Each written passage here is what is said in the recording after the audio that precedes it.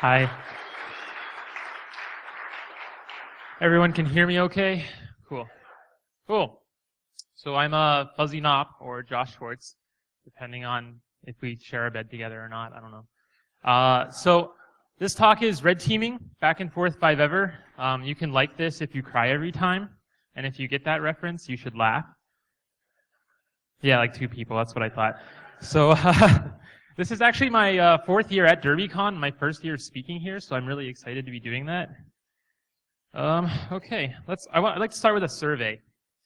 You can go ahead and like raise a hand or raise a finger, or like do some nods or something like that. But who here is on red team? And that's like anyone who breaks stuff for a job, red teamers, pen testers, you know, maybe people who write exploits. How about people who do that kind of stuff in their free time? Yeah, okay. How about blue team? Who's the blue team people here? Anyone that's keeping things secure, protecting us? Good. Awesome. Anyone on drunk team? Guys, what the hell? It's so early. Jeez, come on. I mean, good job, I guess. Anyone still hungover from last night? Yeah, right. Cool. So, a bit of an outline. I'm going to break this talk down into 2 parts. The first part, I'm going to talk a little about penetration tests, what I think is bad with them, what I don't really like about them. And then I have a philosophical anecdote, which I may be able to explain so that it makes sense, but maybe not. And then I'm going to talk about some 360 no-scope YOLO swag, or at least my perception of that. And then in the second part, we're going to talk about a 12-step process, and you know, there's going to be some demos, there's going to be some heavies, you know. You get the Team Fortress 2 reference, right? Do I sound? Yeah, do I sound? Okay. Thought there was sound there, maybe not. Oh well. You're better off without it, actually. So let's talk about pen testing, right? The pen is tested. There's some kerning issues there a little bit, but whatever. So, you know, what's the worst case scenario, right? You get a pen test, and everyone's like, yes, the pen worked fine. We checked your check boxes. Everyone's happy. That's not good, right? No one likes that, right? Has anyone had a pen test like that before, or done a pen test like that before? I've done a pen test like that before. It sucks. So hopefully this isn't you, because it's really frustrating, right? You know when you're doing it and you're like, oh man, like that sucked, like that was boring, right? So here's how to tell, right, if you're getting these pen tests and they're not quite up to snuff, right? There's no user attacks, right? You never get any real demonstration of impact, right? They're like, hey, there's this vulnerability here. You should take a look at it.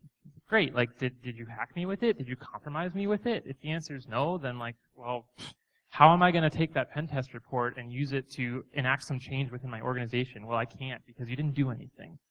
So, you know, and the worst is like no validation of findings, right? Like, so it's like, hey, we ran burp, and burp said you might have this this thing over here, potential, you know, cross-site request forgery. It's only on like every page that you browse to, and you're like, great, well, that's an internal portal, and no one ever hits it. So, how does that affect me? Well, it doesn't. So, you know, and then the worst is no results. Has anyone ever done a pen test and got no results at all? Couple? So, the 1 or 2 people, so like, yeah, no results, kind of. Did you make up some results, kind of? Like so suddenly the scope of ownage gets a lot shallower, and you're like, yeah, like, well, you guys got, you know, you don't have secure cookies enabled, so take that. So I think a pen test should always have results. So if there's no results, your scope was too tight. It was too tight, right? Because you can always get in. There's always a way in. So if you didn't get results, it's because they gave you a scope that targeted stuff that they know there's not going to be anything there. So widen the scope. And if you're that guy that's on that pen test and you're like, God damn it, like, what is this scope? Like 3 IPs, just like web servers, and they do code audits, and I'm just here to check their checkbox for them. You should talk your point of contact into letting you do more stuff so that he gets his money worth. Otherwise, you know, they're just whatever, throwing money away, right? The reason they probably do that is the fear of acknowledging or having those security flaws, right? Because it's a lot easier to get that pen test and be like, yay, like pen test, it came back clean. Okay. You know, and the findings, right, they're easier to deal with than having a breach. So you should find find those findings before you have that breach, the real ones, not like my users get phished and then once you get in the corporate network, everyone gets owned, and not my 3 IPs didn't come back with anything significant. Okay, so philosophical anecdote. Bear with me here. So there's a guy, Nassim Nicholas Taleb. He wrote a book called The Black Swan. Highly recommend it. He's an economist. He talks a lot about perceived randomness. He's the kind of guy who's like, if you describe a dice or a casino game as random, he's actually like physically upset, maybe vomiting, because he's like, that's not random. You roll a dice and you get 1 through 6. Even if you rolled a dice and you got 1 through 1,000,000, that's still not random. You know all of the outcomes. You know every outcome that dice has. Like, randomness is this. You roll a dice and it turns into a duck. And then that duck, like, shits on your front lawn and then flies up and pecks you in the eye and then turns into a sugar cube and sweetens your coffee. Like, that's random. That's really random. No one saw that coming ever. So he describes this thing called the black swan effect, and I'm going to read it off here. It's a metaphor that describes an event that comes as a surprise, has a major effect, and is often inappropriately rationalized after the fact with the benefit of hindsight. He's not talking about security vulnerabilities here, but can you see how that might apply? Right? I don't know, what new security vulnerability that came out? And now it's the only thing people can think about. Maybe the new one, I actually haven't had a chance to read it because I was getting pummeled in the Corlin class all week, but maybe this isn't a big deal as you think. But I kind of think and also hope for my current engagements that I'm running that it is a big deal and I can use it. But think about Heartbleed, right? Heartbleed came out and then everyone's like, oh my god, Heartbleed. Like, yeah, what about all the other stuff? Right? They think Heartbleed's the thing that's going to get them pwned. And sure, it's a vulnerability, but it's just another one in a huge slew. But because it's like a big event, everyone rationalizes it differently after the fact, thinking that it's more likely to happen again or something similar. So, now, in his book, he talks about another guy, Umberto Eco. And this Umberto Eco character, he's an Italian writer, a philosopher. He has something which is considered a very, very large personal library. This library has about 30,000 books in it. And he basically categorizes people into 2 categories. People who categorize people into no, I'm just kidding. So when people visit him, they visit his huge library to see it. 30,000 books is quite a lot to have someone in your home or mansion or wherever he lives. But they either come in and they're like, hey, wow, you have such a huge collection of books. How many have you read? And then he categorizes other people as the smart people who realize that it's not about how many out of 30,000 books that you've read, but the stuff that you know that you haven't read. You have it in your library, you know that you haven't read it. Now, I'm sure we all have, who's got books in their library that they haven't read? Yeah, me too, like all of them, right? But I know that information is available to me if I need it. So the general abstraction is that the value of the things you do not know sometimes far outweighs the value of the things you know. And people have a tendency to hang on to those things that they know. You find out something, you know it, and then that's all you focus on. But what you need to be doing is thinking and trying to enumerate and trying to find the things that you don't know about, right? Because those are the things that always get us, right? Those are the things that, Odays and shit, right? So anyways, I don't know if that philosophical anecdote made sense, but I got through it, so let's go. I think the sound's working. Anyways, red teaming, 360 no scope YOLO swag. So this is kind of, I'm just gonna pull down. This is kind of my initial thoughts about red teaming when I switched from being a consulting pen tester into like red teaming, where the scope goes away. The goal is to simulate being a real threat actor. The goal is to do whatever. So there's no scope, and you're supposed to be testing defenses in real time instead of just probing for vulnerabilities, right? You have to think about a lot of things that you didn't have to think about before. Because as a consulting pen tester, a lot of times, you just come in, you scan, whatever, it's fine. And when you're red teaming, like I was floored, just because I can do whatever, and I have to think about all these other things. So it's a lot about illuminating the unknown, right? So here's my 12 steps to red covery. This is, how to red team good and do good things. And they'll hopefully not get caught, and do get caught at the right time. So here's the scenario scope. And I actually was like up at 6 a.m. today, and I updated this slide. Because the first time I gave this talk was like a really small conference. I like tested out a little bit. And I gave this slide, and I'm like, this is a boring slide, because I'm talking about these goals, which, like, here's the first goals. Hack all the things. Cause damage. Compromise intellectual property, right? Those are the goals of your red team engagement. And I thought, what are the actual goals, right? It's being a change catalyst for that organization, whether you're in-house or whether you're consulting, so that they can come back and be like, look, we need to make our security better. Someone needs that pen test to get, hopefully someone needs that pen test so that they can get things done. They need you to hack them so that they can make people do things. And they need it as leverage, right? If they're just checking the PCI compliance checkbox, then you've already failed at getting that engagement that you want. But and then the goal. So I thought, like, what's my goal when I'm doing these things? Like looking like a badass, right? You can't roll in and then be like, hey, yeah, you're good, checkbox. No, you got to be like, we owned you, ha ha ha ha ha ha. So those are the real goals, I guess. So there's a couple of restrictions that normally get placed even when you're operating in this realm. So no denial of service, right? You can't take companies down and be like, haha, we did anonymous all over you, and now you're screwed, right? You're down. No, like, no one cares. And so you can't get caught. Well, you can't get caught as long as you don't want to get caught. And no actual physical violence. There's a guy on our team who frequently wants to like cut off people's hands and use that as leverage and like mail threats to people. So that's typically out of scope, I think. You know who you are. So let's go into the steps. Step 1. Recon. It's always recon. You know that Dr. Raid one, right? First step of owning a target, it's recon. So you have to find out what the attack surface is. And normally people just go to Google and they start their recon, or they go to Maltego and they start their recon. But there's a lot of things, other things you can do, right? You can call. You can do recon, like, hey, when you call, who answers the phone? That's important information. You can stop by 5 a visit. I'm supposed to be replacing every word with 4 with 5, so if you notice that I'm saying it wrong, go ahead and call me out and I'll take a break and take a drink because I'm doing a bad job.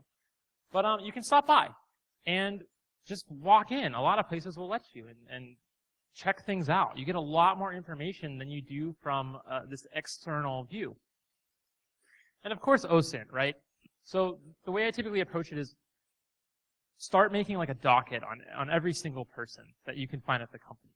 Find them on LinkedIn through the company, and then every social media that they have, facts about them, where they went to school, things like that. You'll find really interesting things about companies. Basically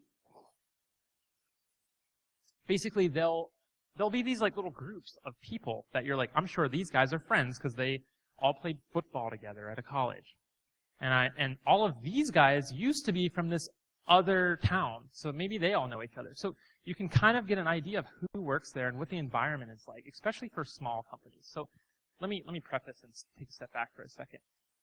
Most of the red teaming work I'm doing right now is on small companies, startups, and then Silicon Valley based stuff. I'm out in San Francisco. So if you're like, none of this applies to this bank that I'm talking about at in Pittsburgh or somewhere, that's where I'm really from. And it's different out there. Agreed. But you can still apply the same techniques. So anyways, one of the big things is to identify moments of opportunity.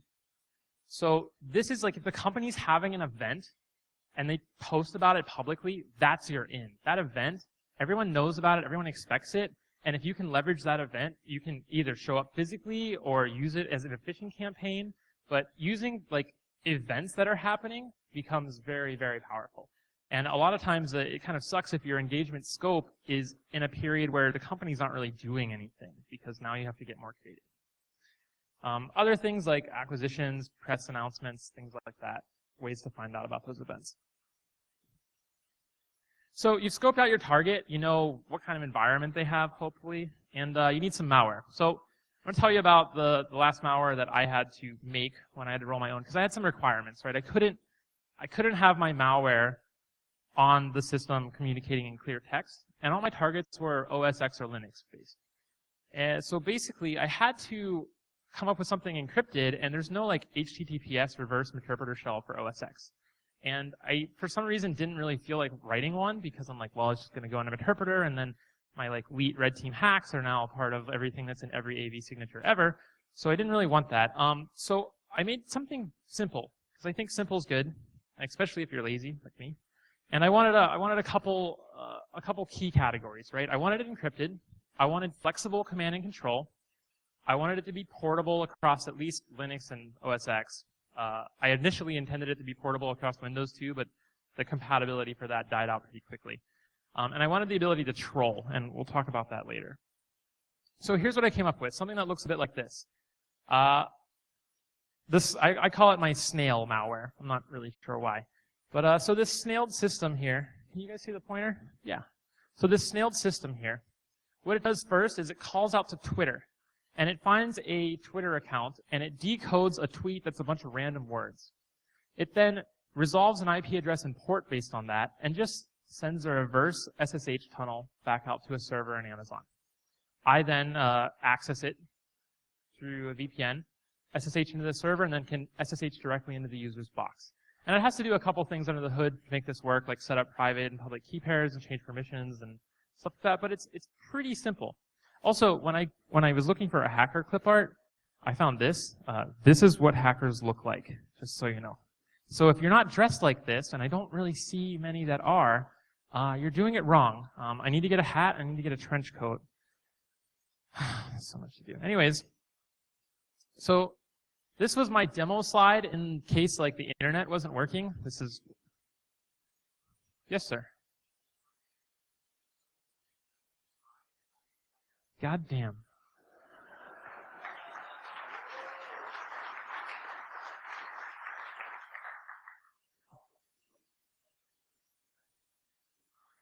I did mean in 5mation. All right, I'll try to be better. So, I think internet is working, so let's go to a demo. Is this mic on?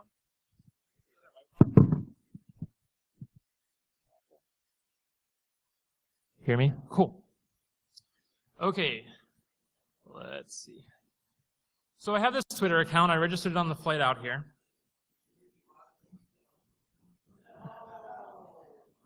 If you see here, it's once in your life, which that stands for 5.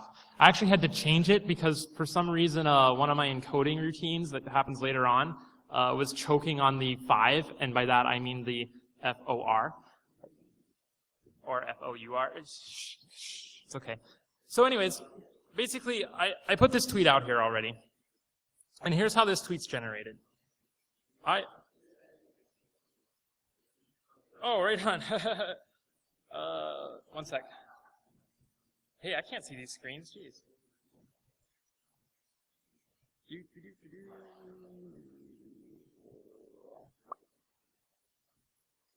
Yay. Yeah, that resolution, huh? So here's this Twitter account. DerbyCon is the best for once in your life.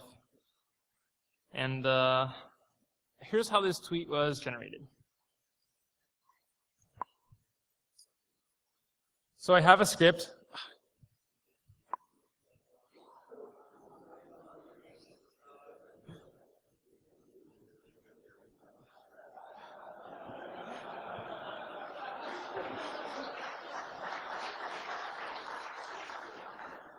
I knew this would bite me. Ah, damn.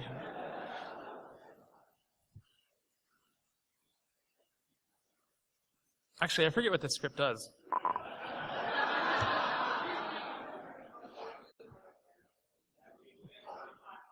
I never said it. Oh man, this resolution's killing me. Can you guys still see this? Okay.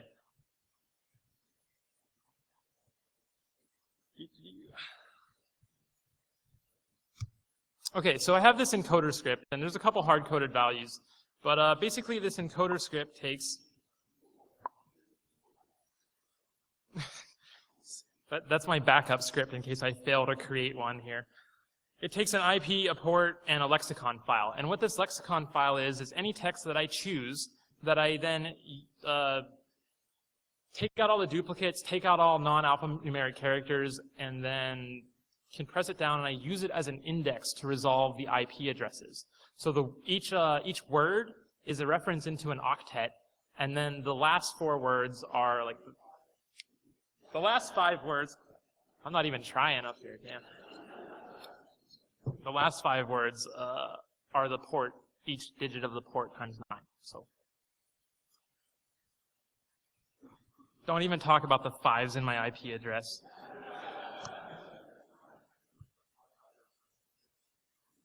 And I have no idea what this is going to generate. Okay, so I'm using 2 markers. On the front, it's bread team says, and at the end, it's or something IDK. So basically, these are things that aren't going to occur on the Twitter page. At first, I was parsing through and finding the tags on, and that lasted for like a week before they changed it somehow, and everything broke. So I'm just like, screw that. I'll use my own start and end delimiters.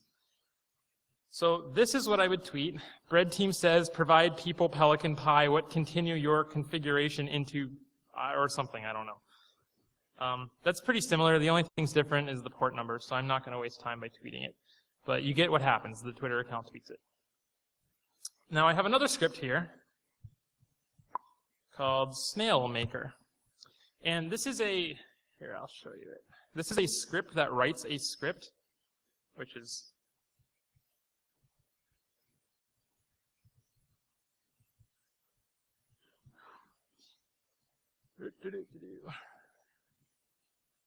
so if you've ever written a script that writes a script and you suck at coding, like me, it's going to look something like this, which is super fun to debug. I found a bug in it at like dinner yesterday where it's great. I didn't say anything. So anyways, it basically takes in a bunch of arguments, takes in a bunch of things that I think might be useful, and generates a Python script and does a couple automated things. And we'll walk through it. But it looks like this. It's pretty ridiculous.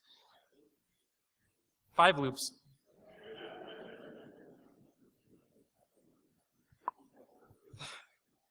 Guys are asses. Okay, so the first thing it asked me for is the lexicon, and I've called it lex. And then an XOR key. Hey, you guys want to pick an XOR key? Something short, please. 5, got it. All right, the XOR key is 5. You should have picked 5. No.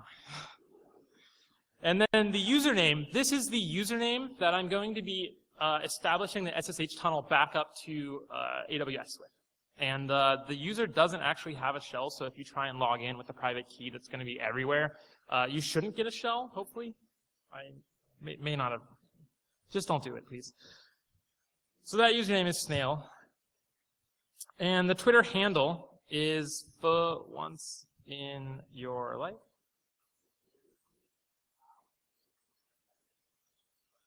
To resolve it. Good job. So the 2 unique identifiers are bread team says or something IDK.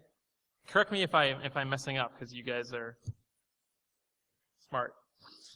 And then I have an option to enable OSX persistence. So basically this technique, what it does is it puts something in the library launch agents of the user's folder, and then uses launch control to say, hey, this is a persistent service that needs to stay on all the time. This does not require root or anything to do. And basically what will happen is if someone sees the process, the script running, and they kill it, the operating system will be like, oh, no problem, I got you, and start it back up again until you unload this this module. So I'm going to enable that also. And then you need a label ID, and I'm just going to use 5.once. And I have a key configured already. And then it asked me if I'd like to obfuscate variable names. So I'll show you what this does in a second. I'm just going to let it work. Hopefully this doesn't crash, because sometimes the parsing crashes on this. So that's why that other script is already there that works. 44444. This takes a second. This takes too long. Okay.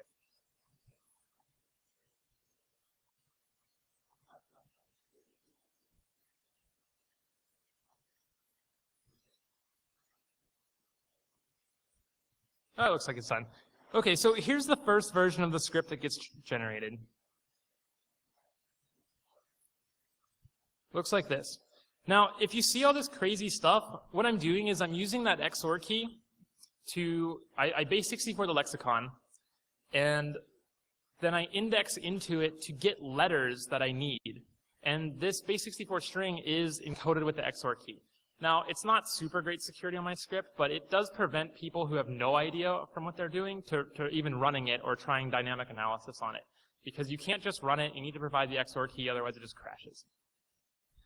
And then I didn't want people to just read the source code or be able to run strings on it and get all this stuff out. So every variable that I think is important, or every string that I think is important, is basically encoded using indexes into this lexicon. Super low tech, super janky crap, but you know, it worked well enough. So yeah, that's it. Now, the encoding routine that I just talked about, here's what that changes to. So if you read this Python script right now, it's still pretty obvious what's happening. The encoding routine does this. All the variable names now look like this. A little more confusing. However, that's not good enough. So there's a second encoding routine which does this. I need to open this in something else because Sublime will try and parse it and fail miserably. So the last version looks like this.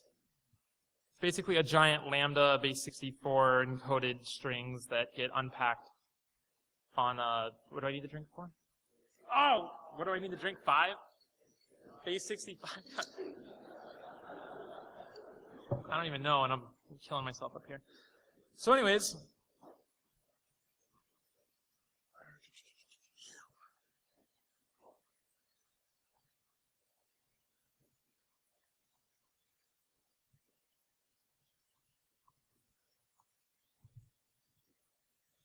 I'm sure you guys can see that, huh?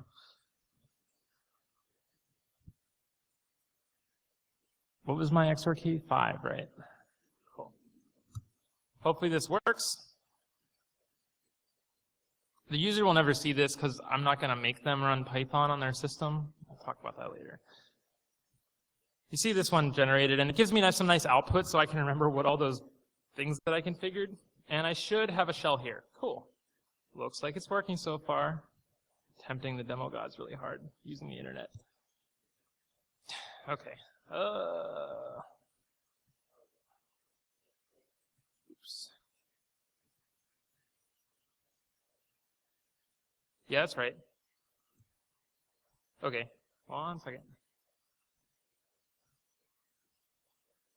VM snapshots, how do they work?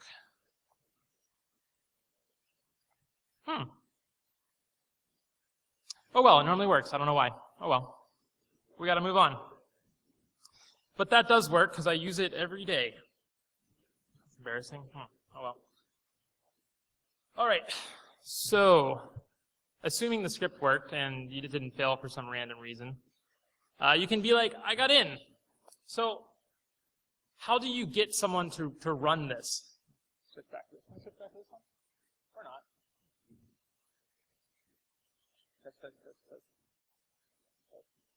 Okay, don't worry about it. So I have a couple pretexts that I like using. One is I'm IT and you have a problem, right? And in order to do this, you kind of have to have some internal knowledge about what kind of problems they might have. So I've used this after I'm already internal to a network to use an IT guy to phish someone else, right? Or I'm from a company and you know us, so you can look at the people, the social recon that you've done, and basically see if they're interacting with people on Twitter and see if they're doing things, and then you can be like, hey, like, you're talking to this company on Twitter? Great. I'm from this company, I'm a brand representative, and we'd really like to interview you, or we'd really like to talk to you about this, or we'd have a survey for you to see how you like interacting with our company on Twitter. Or, hey, I want a job, and your company's awesome, and I'm awesome, so you want to hire me. Let me send you my portfolio.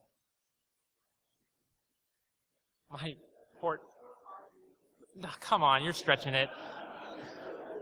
So what I just used recently was, hey, I'm a design blog, and your offices are beautiful, and we'd like to come and interview. So that worked out really well, actually. Or, hey, I'm your friend. I'm registering so I see what your name is, and I know you have your normal internal company email, but I've registered a Gmail with your name, and then I get into Google Hangouts. Now, the nice thing about Google Hangouts is when you use that, it doesn't show your email. It just shows your name. So you copy their picture from Google Hangouts by guessing their name. When you add them as a friend, you can see exactly what picture they're using. You basically recreate them in Google Hangouts. And then you can just message people. And the first time, if they have that setting, it'll be like, hey, so-and-so wants to contact you. And they'll be like, oh, yeah, I know that guy. Of course, that's weird. And then you can talk to them.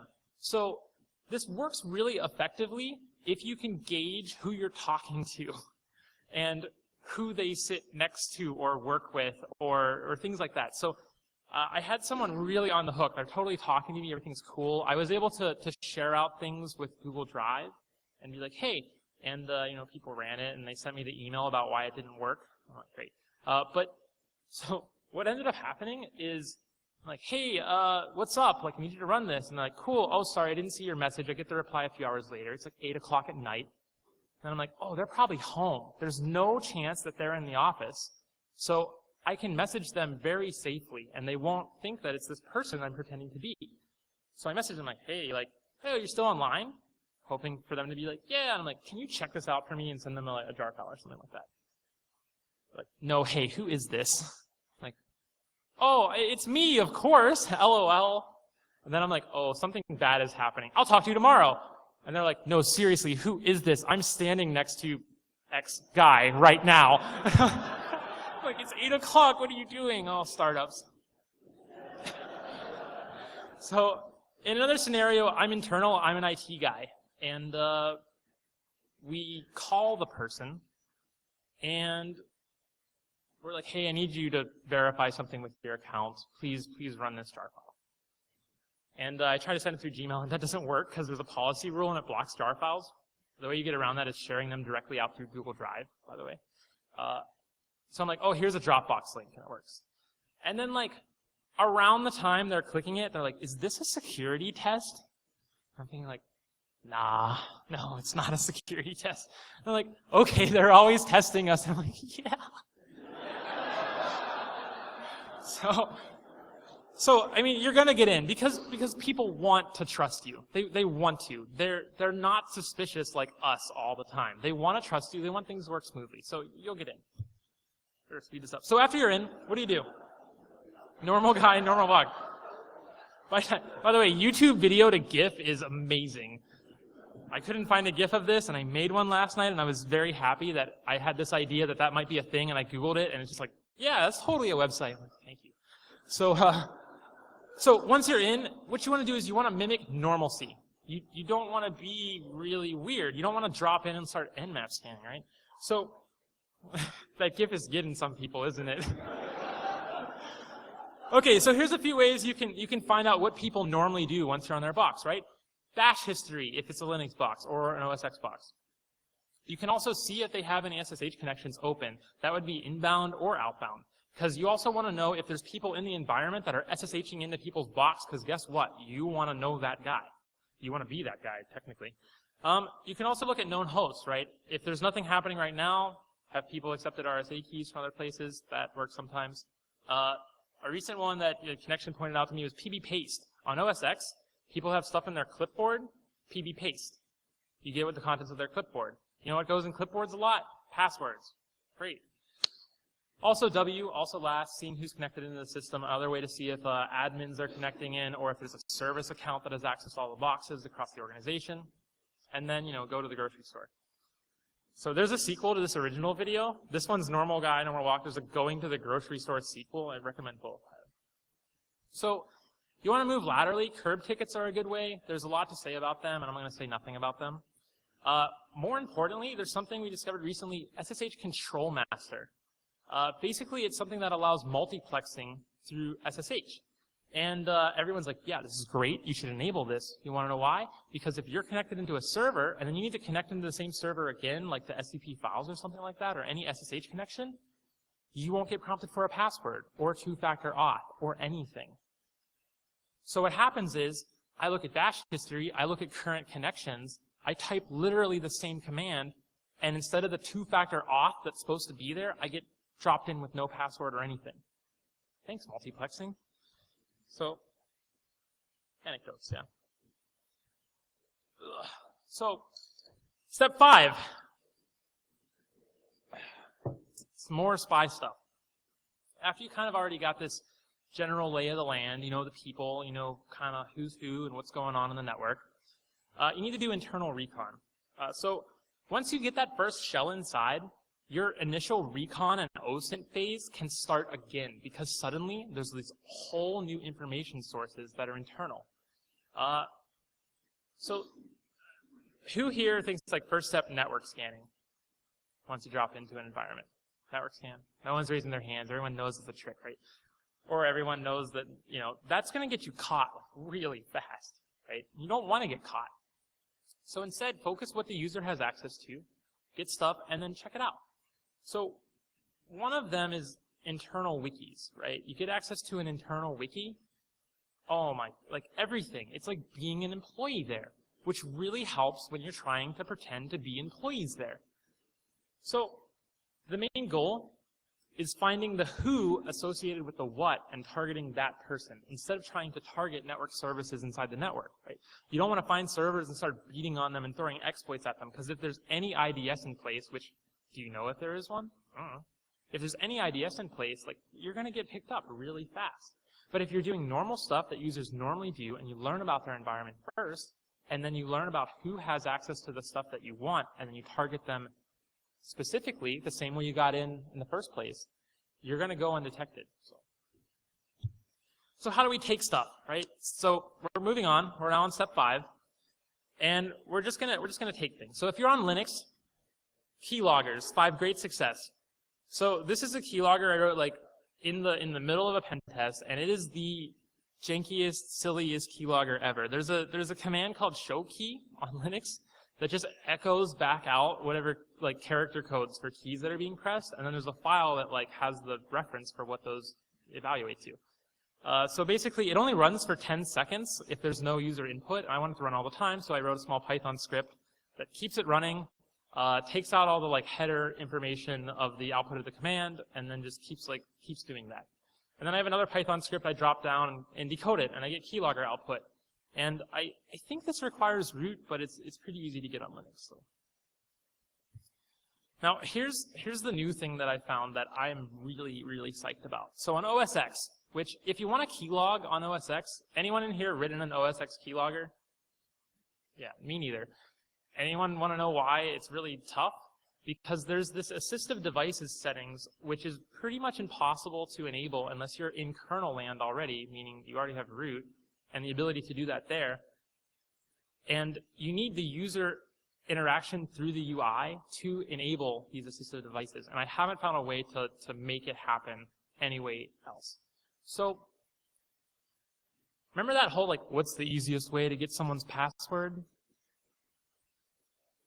What's the easiest way to get someone's password? Right. So this is what we're doing. This OSA script is an Apple scripting language that's built in, and it allows you to tell any application, no root required, by the way, to tell any application to display any dialogue with any field that you want that says anything. So you type in this command, and this is what you get. Right? And it just, the system preferences is updating, and actually I think I just found a thing that allows you to cause that to come to the foreground, but I haven't included it yet, because who knows if that works, and I'm already 0 for 1 on demos. So it comes to the 5 ground. And then when someone types in their password, it gets echoed right back to the shell that you have. So you hit them with my malware, it makes a reverse SSH connection. You have that user's access privilege. You use it to ask them for their own password. And then you have root. And then, you take their keychain and you take their cookies and you decrypt everything, and then you have access to more. And say they have like 1Password or LastPass or some other, KeyPass, some password manager that's a different password. Great. You can make that app ask them for their password. I know, right? Shit.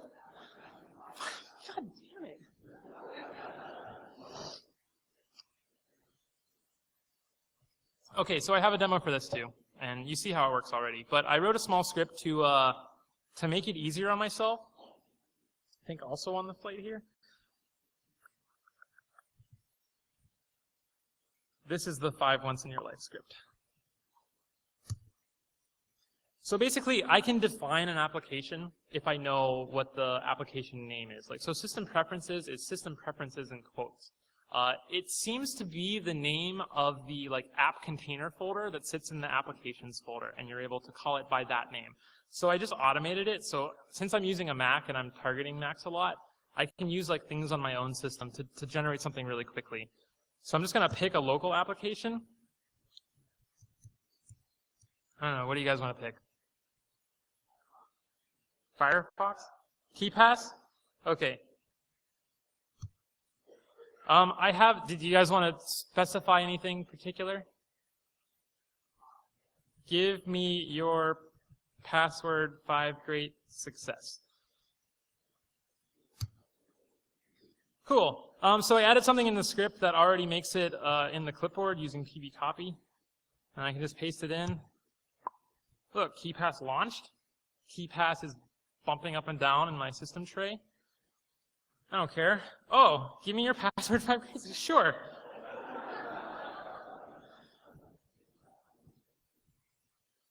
Great, and here we go. Password. Thanks. So it's pretty effective, pretty easy.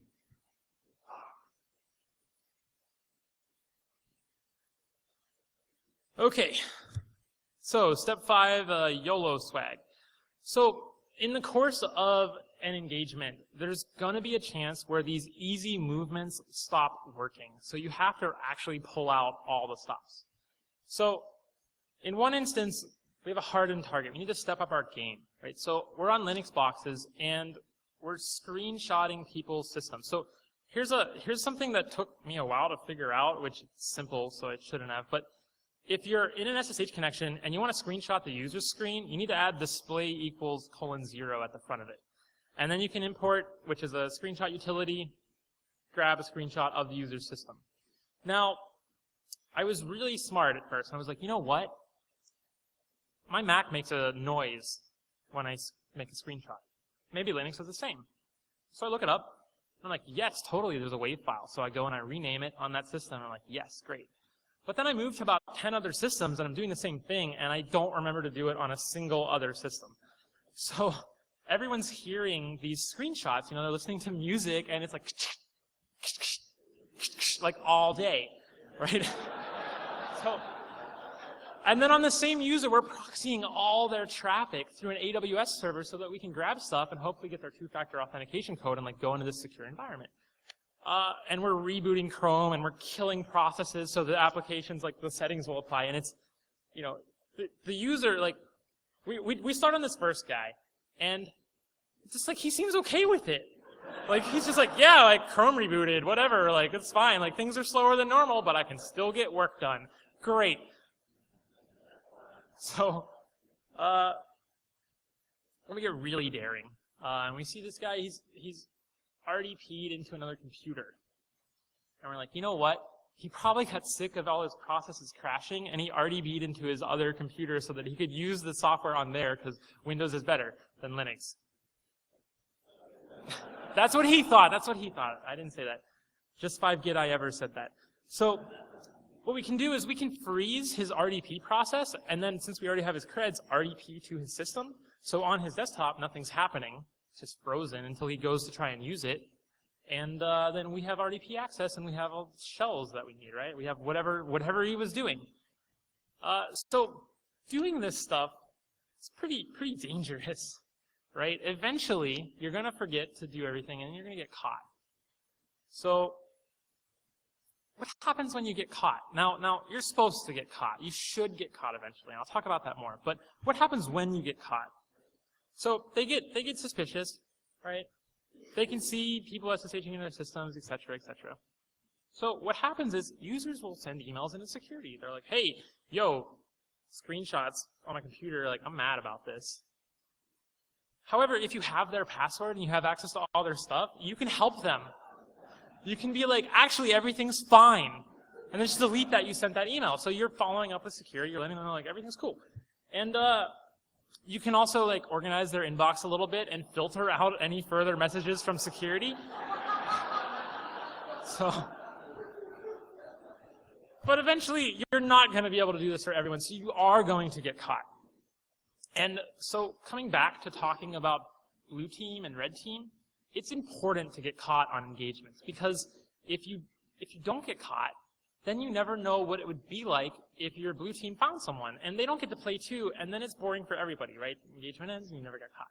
So when you get caught, I mean, you should get caught. So even if you're like, whoa, we stealthed through the whole way, it didn't matter, no one caught us, we got everything. Cool. Engagement's over. Make some noise. See if you get caught. Because if you made a lot of noise and you didn't get caught, that's a finding. That's something that you need to let them know about. Hey, like, not only did we go through your network and steal everything, but then we nmap scanned everything. We ran Nikto against every web server that you have, and we started throwing Metasploit models, and then we shelled people with Meterpreter unencoded, and no one saw it. Like, that's a finding. They should know about that. Hopefully, you will get caught. And you need to know this threshold, and when you find this threshold, something magical happens, because the engagement gets way more fun. And remember about trollability? This is where that comes into place. So you're caught. Time to go random. See if you can survive their incident response. Hopefully they have incident response. And if you can survive it, that's a finding too. That's something you need to let them know about. And you get to fight for a foothold. It's fun. It's like CTF. So talking about trollability, what's probably going to happen is they'll get a hold of your malware, and they'll start blocking your C2. Well, that's why I'm using Twitter to resolve my C2, so I can change it. So the first time they block it, I just change it. So if they look, hey, there's a SSH connection out, and it's bad, block. Great. New tweet, new C2, Amazon Elastic IP, fine. Like, it takes like 2 seconds. And then they block that one. And they block that, and the next one. And then they get smart, and they write a script to block everything. You see where the problem here? My new C2 is Google. My next C2 is Twitter and Facebook and your website and every website that you go to all the time. Are you blocking these automatically? Oops. Yeah. So if you manage to survive, the next step, step 5 of course, is to rampage, right? Everything during the pen test that you didn't do because you thought you would get caught, it's time to do it, right? See if you can get all that extra stuff, see if they catch you eventually, and then close it out. And that should be the end of your engagement. I don't know what's on this next slide. Ooh, that's...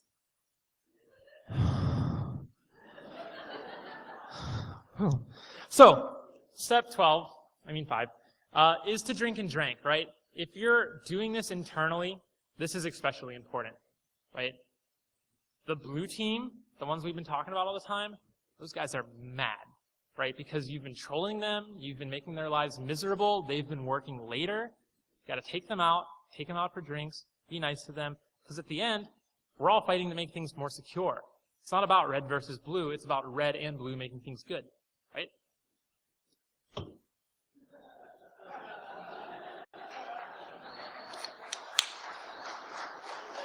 I'm not getting down on one knee, okay?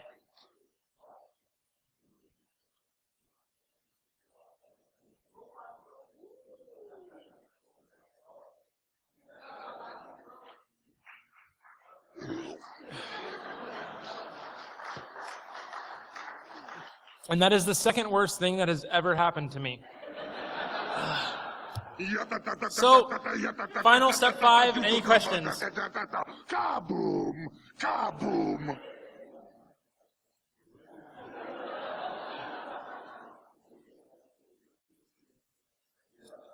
Do I have time still? Does anyone have a question?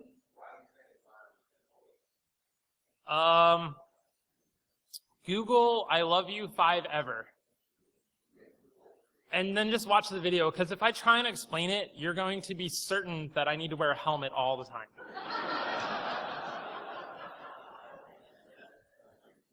So in my last minute, I'm going to try for a demo that I skipped. Remember I told you about making jar files? So I wrote another script. It basically takes my payload and gives me a jar dropper. Doesn't really matter which one I pick. So it allows me to provide any arguments I need, and I think for this one it's LOL dongs. That's the XOR encryption key. Don't laugh. Grow up, people. Come on. So, and then the output jar file. I'm not going to try and explain why it's called Alexis, but I'm going to call it LOL dongs. And then the destination payload. So I like to drop stuff in var temp because that's what all the APT do. And otherwise it's just going to drop it locally. You probably don't want it on their desktop. And then you can auto run the payload. And then any more commands can be run. So like say LOL dongs, right? That will actually make on OS X systems make it just like speech to text and just splurt stuff out. And then the option to delete the payload after it's running. I typically don't do this because I want my persistence to work. And then more importantly, having the jar display a dialog message, right? Like, so I like to say Java version 2 recent or something like that.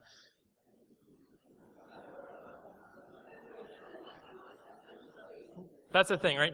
So then I have loldongs.jar, and maybe I can get a demo to work.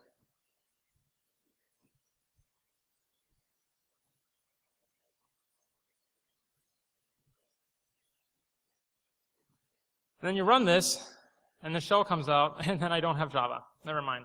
Fuck me, right?